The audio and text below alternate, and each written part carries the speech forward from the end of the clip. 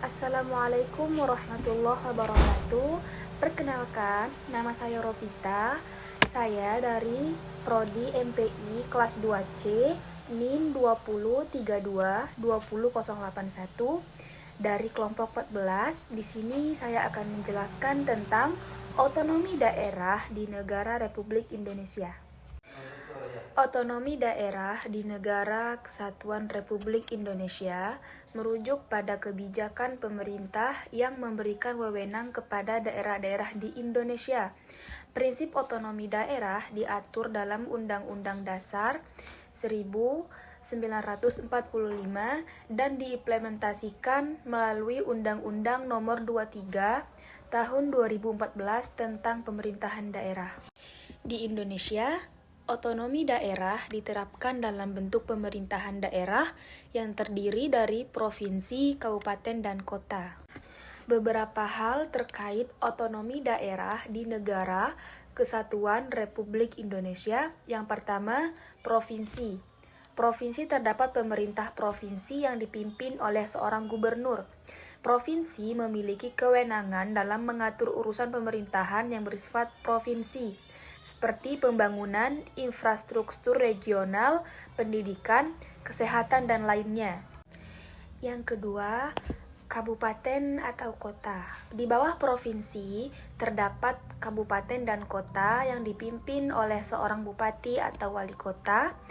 Kabupaten dan kota memiliki kewenangan dalam mengatur urusan pemerintahan setempat, seperti pelayanan kesehatan, pendidikan, perencanaan tata ruang, kebersihan, dan lainnya.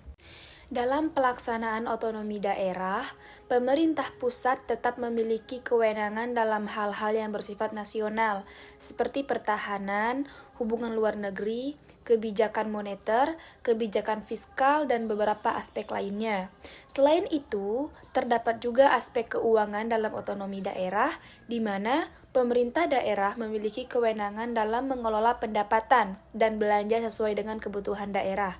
Tetapi, masih terdapat ketergantungan pada transfer dana dari pemerintah pusat. Assalamualaikum warahmatullahi wabarakatuh. Perkenalkan, nama saya Rika Najmingsi. Saya dari kelompok 14 NIM 2032-20069.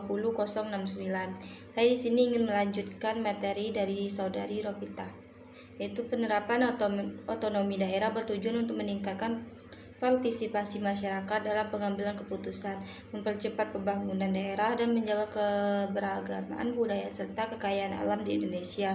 Meskipun ada tantangan dan perbedaan dalam implementasinya di berbagai daerah, otonomi daerah menjadi landasan penting dalam sistem pemerintahan di Indonesia untuk mewujudkan pembangunan yang berkelanjutan dan inklusif. Dasar hukum otonomi daerah. Dasar hukum otonomi daerah di Indonesia adalah Undang-Undang Dasar 1945 Pasal 18B Ayat 2. Undang-Undang Dasar 1945 menyatakan bahwa negara Indonesia adalah negara kesatuan yang berbentuk republik. Negara Kesatuan Republik Indonesia berdasarkan atas hukum dan mengatur daerah-daerah otonomi. Implementasi otonomi daerah diatur dalam Undang-Undang Nomor 23 Tahun 2014 tentang Pemerintahan Daerah. Aspek keuangan daerah. Dalam otonomi daerah, pemerintahan daerah memiliki kewenangan untuk mengelola pendapatan dan belanja daerah sesuai dengan kebutuhan dan prioritas daerah. Namun masih terdapat ketergantungan pada transfer dana dari pemerintahan pusat. Transfer dana ini bertujuan untuk memperkuat keuangan daerah yang belum mandiri dan perbaiki disparitas pembangunan antar daerah. Penerapan otonomi daerah tidak seragam di seluruh daerah di Indonesia. Setiap daerah memiliki karakteristik, tantangan, dan kebutuhan.